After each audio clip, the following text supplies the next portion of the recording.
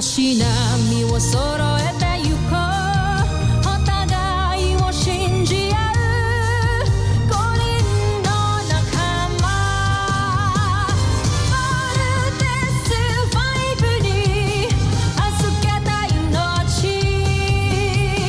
飛ぶぜ宇宙の果てまでもみんなの笑顔持ち帰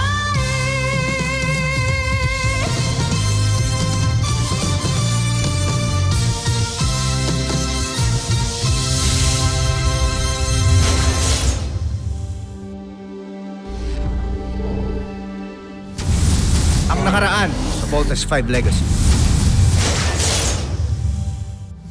Ba't ganyan ka makatingin sa akin? May problema kasi kami sa camp. Posible daw na nandito na yung mga aliens. Sa tingin mo ba, isa ako sa kanila? Sorry, tamang hinala lang. Napakalaki yata ng kumpiyansa niyo sa kanya. Paano nalaman kung matuklasan nila na iba pala ang kilos niya kaysa sa kanila? Ipinasaliksik ko kay Draco ang kilos at galaw ng mga taga-Terra R2. Meron din ako nilagay sa loob ng katawan ng aking espiya na makakatulong sa atin para gayahin ang kilos at galaw ng mga taga-Terra R2. Tuluyan na nating malilinlang si Voltes 5. Aalis na ako sa team. Di ba nag-usap na tayo? Useless na ako sa team. Pinipilit ko na lang yung sarili ko dito. Are you doing this because of Judy? Ginagawa ko to para sa sarili ko. Nabalitaan ko po ang nangyari kay Big Bird. Well, Dr. Smith, if you need a new Voltes team member, please consider me. I will consider your interest. Alam mo, hindi mo na dapat ito ginawa eh. Kung alam mo lang, wala akong kwenta. Judy, ikaw ang pinaka-importanting tao sa buhay ko ngayon. Hindi ko kaya mawala ka. Bakit ka andito? Mahal na prinsipe, hindi ko na kayang pinapagawa ninyo. Nakukonsensya na ako. Sige, umatras ka. Kapalit ng buhay ng kapatid mo. Egbert, huli ka na dito sa kampang. Training pa tayo eh. Lalabas namin sa Voltes 5 bukas. Ngayon, wala namang ibang piloto ng Volt Panzer. Ikaw lang eh. You deserve to be one of us. Judy! I'm back.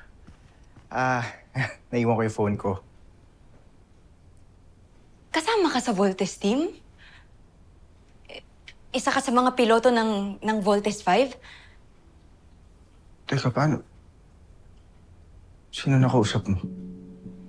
Yung kapatid mo, tumawag kasi akala niya ata ikaw ako. Kinukumbinsi ka niyang magbalik dun sa camp. So, totoo nga.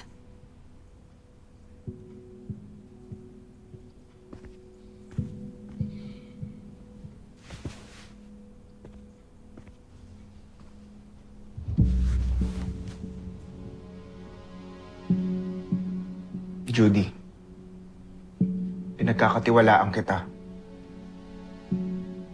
Yes. I'm part of the Voltes team. At yung kapatid mo, isa rin siya, right?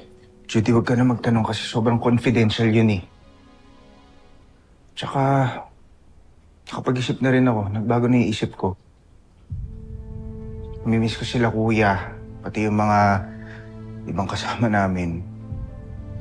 Tsaka parang napakatanga ko naman kung tatalikuran ko lang ng ganun-ganun lang yung mission ko.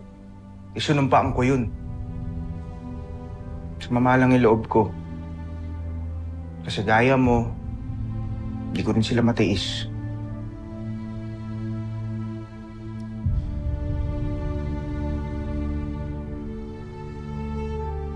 Basta, promise mo sa akin na walang makakaalam ng nalaman mo, okay?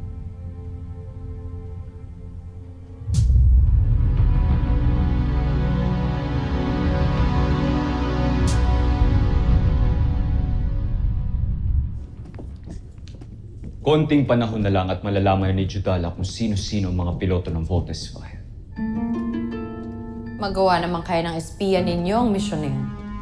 Naniniwala ako na hindi ako bibiguin ni Judala. Dahil nakasalalay dito ang buhay ng kanyang kapatid. At kapag malaman natin ang mga impormasyon tungkol kay Voltes 5, madali na nating mapaplano kung paano sila tatalunin.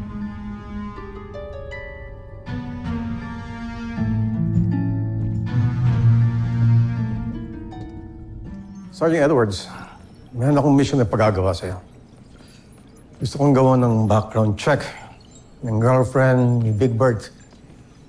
Si Judy. Maaari ko bang malaman ng inyong concern, Dr. Smith? It's a matter of security, Sergeant Major. Okay, Dr. Smith, we'll do that. Any other information na pwede namin magamit? Narito siya isang araw kasama si Big Bird. Gusto kong kunin mo lahat ang CCTV footage ng araw na yan para maskan natin. Makilala ko kung sino talaga siya. Copy that, Dr. Smith. Let's go.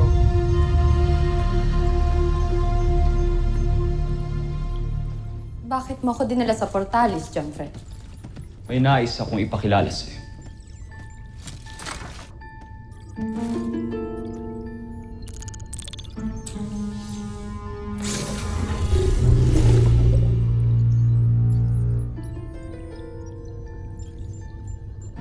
Siya ang aking espiya, Sandra. Si Judala. Ikinagagalak ko kayong makilala, General Sandra. Ganon rin kayo, mahal na prinsipe. Kinagagalak kong makaharap kayong muli.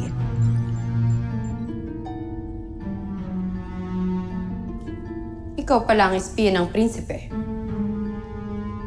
Siya ang nagbibigay sa atin ng impormasyon tungkol sa kampo ng Voltes 5. At ngayon, tiyak akong may maganda kang balita. Kaya ka andito. Tama ba ako, Judala? Nakilala mo ang Voltes 5. Tama, kamahalan. Kilala ko na kung sinong mga piloto ng Voltes 5.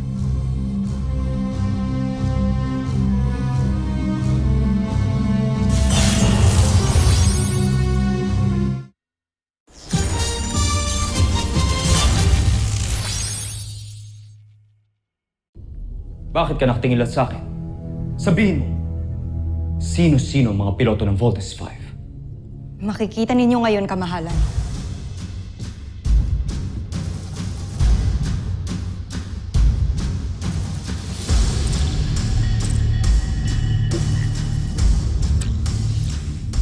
Sina Jordan Hughes galing Europe, Andrew Chambers mula sa Amerika, Hiro Nagasaki mula sa Japan, at mula sa Pilipinas, sina Ezekiel Somera at Cassidy Lapay.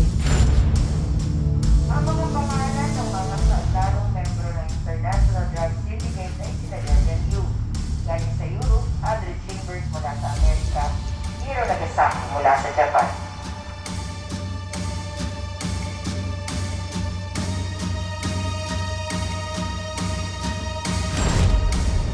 Sila ang mga piloto ng Voltes 5. Ano ito? Mga pangalan? Ano magagawa natin sa pangalan? Nasaan ang mga itsura nila? Nais kong makita. Wala akong nakuha. Mga pangalan lang nila ang dala ko, kamahalan. Walang kwenta. Hindi maaari to. Kung inaakala mo makakalaya ang kapatid mo dahil sa mga palang ang binigay mo, nagkakamali ka. Bumalik ka doon. Kilalanin mo sila. Gusto kong makita ang mga itsura nila. At huwag kang babalik dito nang hindi mo nagagawang pinapagawa ko sa'yo. Ano pang hinihintay mo? Sundin mo ang utos ng aking prinsipe. Umalis ka na, alipin. Masusunod, General Sandra. Jomfre.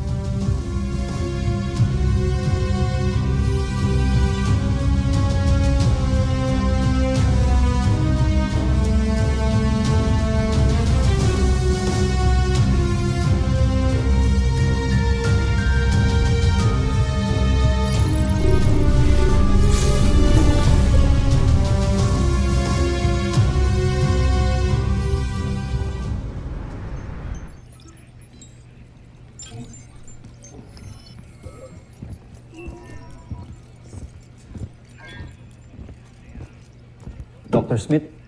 Alice, please join me. Dr. Smith, mission accomplished. Ano ang nalaman niyo tungkol kay Judy? Walang nakitang record kay Judy, Dr. Smith. Sinubukan niyo bang tignan ang data ng ibang ahensya? Lahat ng pwedeng kunang info, binalik-balikan na namin, Dr. Smith. Pero wala talaga. Hindi siya nag-exist. Pero hindi enough evidence yan. Dahil siguro bata siya, kaya wala kayong makitang data kung sa kanya. Pero Dr. Smith, hindi niyo pa nakikita ang kabuuan ng report ko. Look, Doc.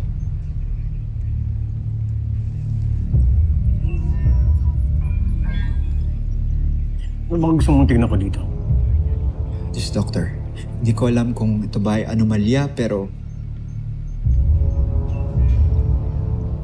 Walang anomalya. Nakakita na ako dati ng ganyang rehistro sa biothermal scan. Ano nakita mo sa scan? Totoo ba sa report na he's an alien? Ready na ang result. Tignan mo ang kanyang bioscan at ang thermal scan ng isang human being. Your bioscan compared to a human scan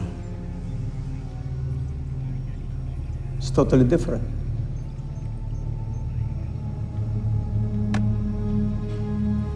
You're not human. You're an alien. Affirmative, Doc. Hindi nga siya tao.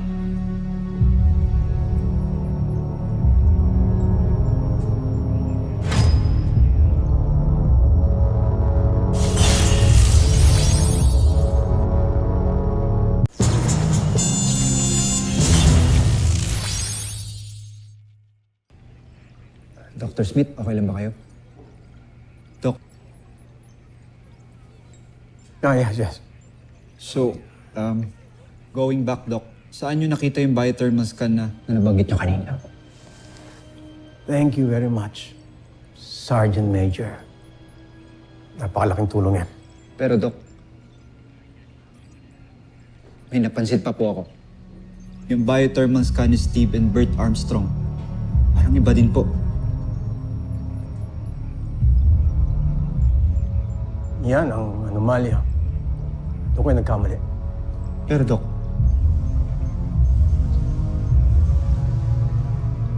Kailangan ko bang sabihin sa'yo na kung ano man maging resulta ng report mo, ay mananatiling confidential.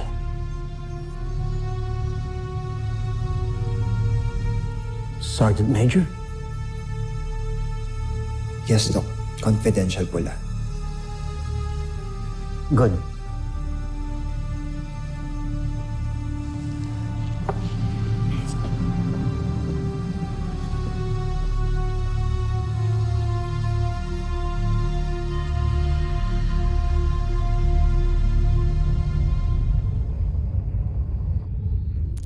Mas lalo itong lalakas at mas magiging mapamuksa.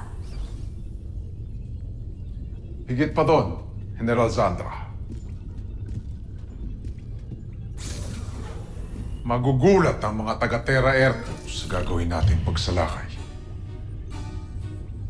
Sigurado ako, matataranta silang lahat. Mukhang masaya kayong dalawa. Ano ba ang bago sa ating beast fighter? Walang bago, Zul. At kung meron man, hindi mo na ito kailangan malaman. Maaari bang iwan mo na kami? Nahahalata ko na pinagtataguan niyo ako. Magkakasama tayo sa misyon na to. Kung gayon, magpaalam ka muna sa ating prinsipe. Kapag pumayag ang mahal na prinsipe, sasabihin namin sa'yo ang lahat ng bagay na gusto mong malaman. Yan ay kung pahihintulutan ka niya. Ngayon, maaari bang iwan mo na kami?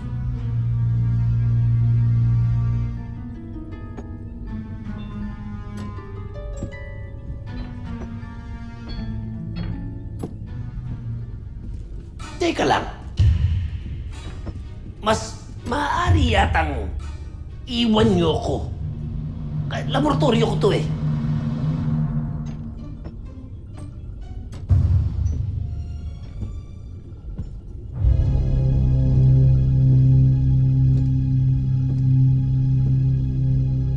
Nakasisiguro ka ba? Espiya siya. Oo. Kaya hindi tayo dapat magtiwala sa kanya. Pakilakas. Hindi ko marinig. Halika na, General Draco. Iwan na natin mag-isa si Zu. Balitaan mo na lang kami kapag pumayag na ang prinsipe. Apat kami dito!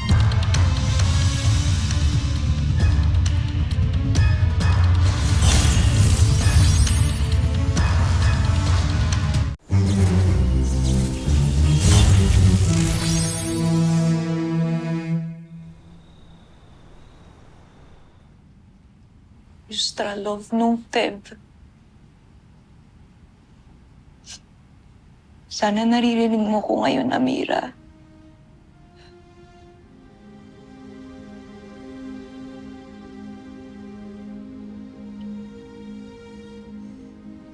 Gagawin ko lahat para maligtas kita.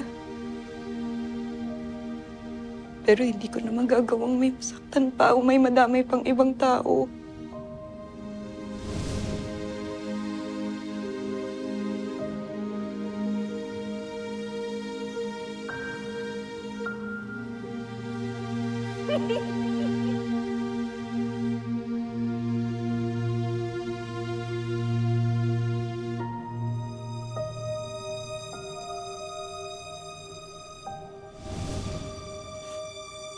Lalo na si Bert. Hindi ko na kayang masaktan si Bert. Napakabuti niyang tao. Tsaka mahal ko na rin siya.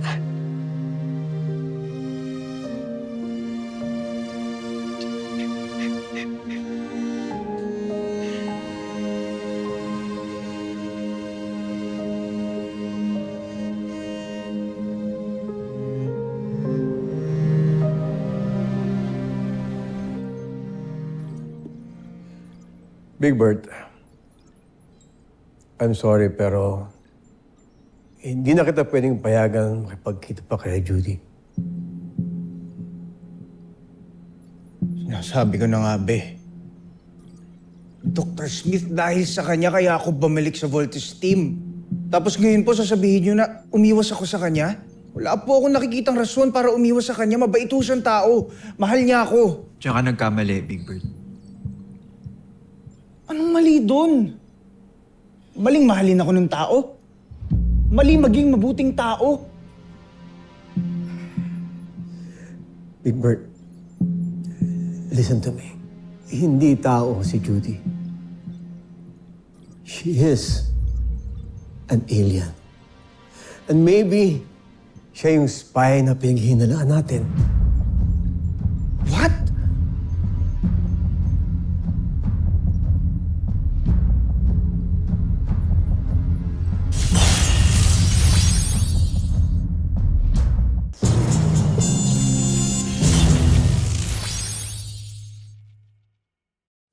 Ganyan na po ba kayo kadesperado para lang magstay ako dito sa camp? Kaninong idea to? Kay Kuya Steve? Sa inyo po? O baka naman po kay Little John? This is not a joke. Doctor. Tignan mo to.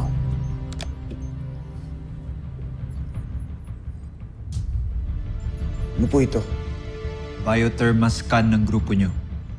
I-check mo yung kay Judy. Siya lang ang naiiba.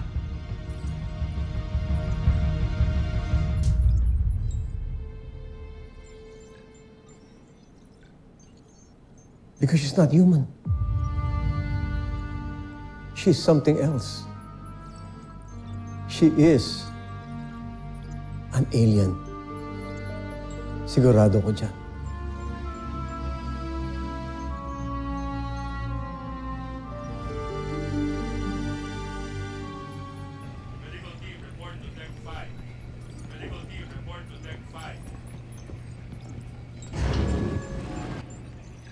Deck 4. Gawin mo na yung pinapagawa ko sa'yo. Gusto ko nang mawala si Jamie dito. Paano? Eva, ang daming nakapaligid sa kanya. Paano? Diskartehan mo. Gawin mo ng paraan yan. Akong gusto mo, pagkalat ko kung sino ka talaga.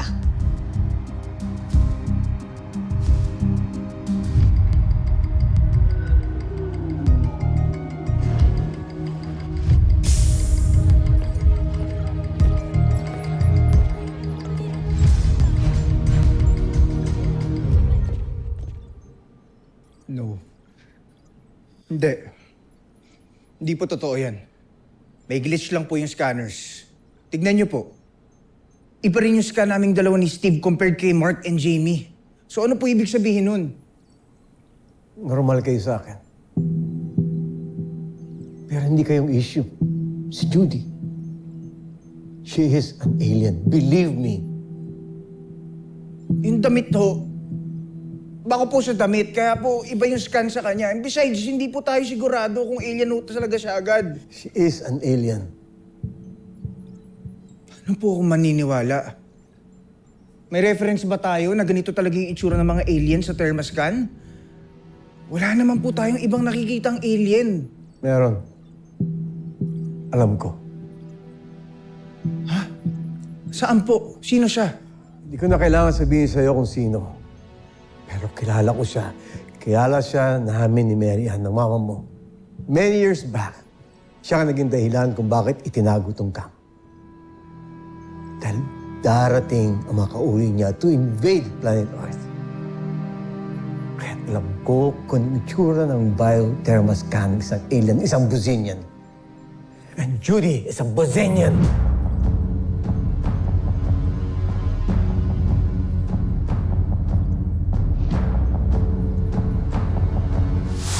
Susunod sa Voltas 5 Legacy. Big Bird, gising na. Kaya mo na muna si Big Bird. Mas problemahin mo si Little John. Gusto gawing service vehicle yung Volt Frigate. Little John. Matalino talaga si Sardos. Hindi siya madaling lamangan. Ano ba talaga gagawin ko? Huwag kang magpahalata sa kanila. Wala kang aaminin. This is an order. Pero pinagandaan kong kompetisyon na ito, kuya. Pwede ka namang umalis pero you cannot bring the Volt Frigate with you. Kaya kung gusto mo, ako pa mismo sasamahan. No, Jamie. Walang aalis dito. Hayaan niyo ba si Big Bird doon? Malungkot din natin sasamahan. Little John? Hindi kumpleto ang Voltes 5, kaya hindi sila mabubuo. Sabihin mo kay General Draco, masugurin ang ating beast fighter.